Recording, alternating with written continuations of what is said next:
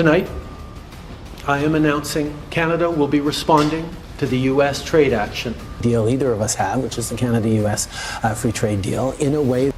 You've heard of trade disputes, but what just happened between Canada and the United States is on a whole other level. In a move that caught everyone off guard, Canada made a decision that's now shaking the US auto industry in a major way. It's not a small disagreement. This could seriously change how both countries do business going forward. For years, the US and Canada worked closely to build cars, share parts, and keep production running smoothly. Cars made in the US often depend on materials and components coming from across the border. That system has worked well until now. Recently, Canada announced new trade measures, including tariffs and deals with other countries. These changes are already making it harder and more expensive for American car companies to do what they've always done. As a result, plants in states like Michigan and Ohio are starting to feel the impact. So what led Canada to make this move, and why now? In this video, we'll explain everything: what Canada did, why it matters, and how this is already hurting US carmakers. We'll also look at what it means for workers, families, and the future of building cars in North America. Whether you follow trade news or not, this is something worth knowing because it's more than just economics. It's about jobs, power, and which country comes out on top in a changing auto industry. So, what exactly did Canada do that's causing all this trouble for the US auto industry? It started with new tariffs on American-made auto parts and vehicles. In response to recent US trade restrictions on Canadian steel and aluminum, Canada pushed back with its own set of trade rules, targeted directly at US automakers. These tariffs raised the cost of exporting cars and parts into Canada, which has been one of the biggest foreign markets for US-built vehicles. This means it's now more expensive for American car companies to sell in Canada. For automakers already dealing with inflation and rising production costs, this added pressure is the last thing they need. Some companies have already started slowing down shipments or rerouting parts, which only creates more delays and confusion in an industry that relies on speed and efficiency. But that's not all. Canada also signed a major trade agreement with the European Union and several Asian countries, offering those nations better access to Canadian-made vehicles and materials. In simple terms, Canada is expanding its trade network while the US is left out of some of these new deals. This gives Canadian automakers a chance to grow globally, at a time when US companies are dealing with setbacks. Another surprising move? Government support for domestic car production. The Canadian government recently announced funding for electric vehicle manufacturing inside Canada. That means more jobs, more factories, and fewer reasons to rely on American suppliers. It's a push to become more self-sufficient and compete directly with US companies, especially in the fast-growing EV market. Together, these actions show a clear shift. Canada isn't just reacting. They're planning for long-term growth, and they're doing it without needing US cooperation. That's a big change from the usual partnership between the two countries. For years, the US has dominated car manufacturing in North America. But now Canada is setting new rules and building stronger trade relationships outside of that system. And it's working.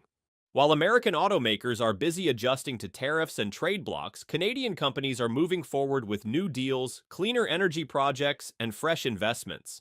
This shift may not grab headlines every day, but behind the scenes, it's already having a major effect. And if things continue in this direction, US car companies could fall behind fast. Before we continue with the video and dive deeper into the issues with Canada's trade retaliation and its effect on the US auto industry, I'd love to ask for your support. I'm working towards reaching 1,000 subscribers, and your subscription would mean a lot. If you enjoy this content, consider hitting that subscribe button. It really helps. Alright, let's get back to it. The US auto industry is already feeling the effects of Canada's recent decisions. While trade talks and political debates grab the headlines, it's the car factories, suppliers, and workers on the ground who are dealing with the real fallout. One of the biggest problems right now is cost. Tariffs on American auto parts and finished vehicles have made it more expensive to send products across the border. Companies that used to rely on low-cost, high-volume exports to Canada are now paying more in fees or losing money with every shipment. This squeeze is hitting profit margins hard, especially for smaller manufacturers that don't have much room to absorb added expenses. At the same time, supply chains are getting jammed up.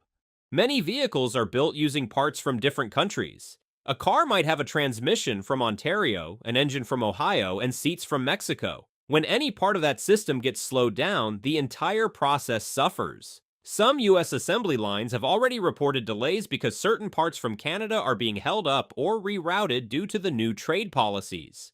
These delays lead to production cuts, which hurt workers. If factories aren't building cars, people aren't working. In cities like Detroit and Flint, where car plants are a major source of employment, even a short-term slowdown can put hundreds of jobs at risk. And when workers miss shifts or get laid off, that impact spreads to local businesses, from restaurants to repair shops.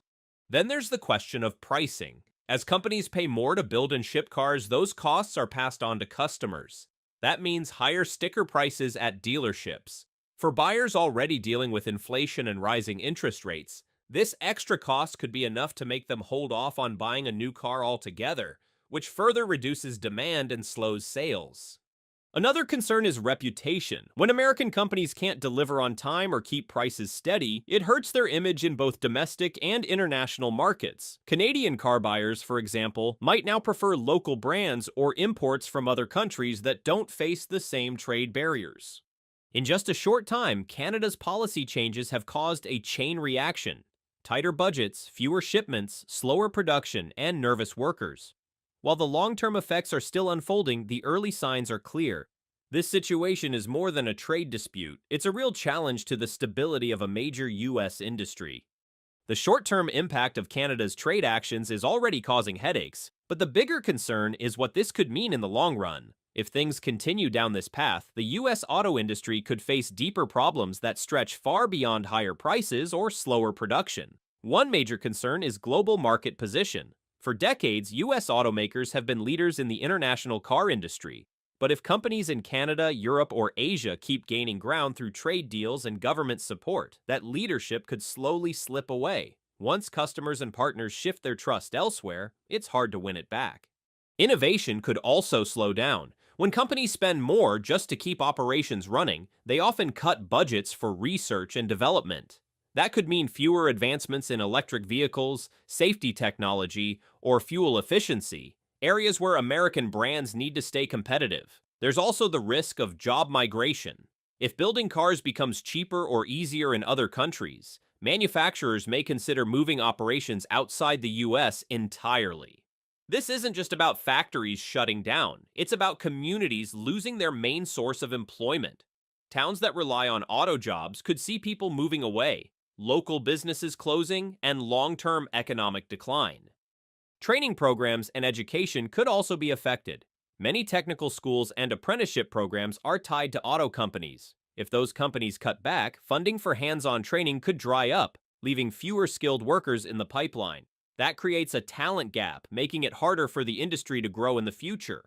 Another long-term issue is infrastructure. The U.S. has invested heavily in systems that support vehicle production and transport, railroads, highways, and ports. If auto production shrinks, those investments could become underused or outdated. Meanwhile, countries like Canada may build up their infrastructure to support their own industry, drawing more global business. Lastly, consumer trust and brand loyalty are at stake. People want reliable cars at fair prices. If American-made vehicles become more expensive or harder to find, buyers might switch to brands from other countries. That shift could last even if trade tensions ease later on. All of these factors, global competition, slowed innovation, job losses, shrinking education programs, weakened infrastructure, and changing customer preferences, can snowball into a much larger problem. This situation is more than just a bump in the road. It's a turning point. If the U.S. doesn't find a way to respond effectively, it could lose more than market share. Let us know your thoughts in the comments. We'd love to hear what you think about this major shift and how it could play out over time. And if you found this video helpful or eye-opening, please give it a like and subscribe to the channel. We're working hard to grow our community and reach 1,000 subscribers, and your support means a lot. It helps us keep making content that breaks down big stories like this in a way that's easy to follow and worth your time. Thanks for watching. Stay tuned, because we've got more coming soon about how global changes are reshaping the industries that matter most.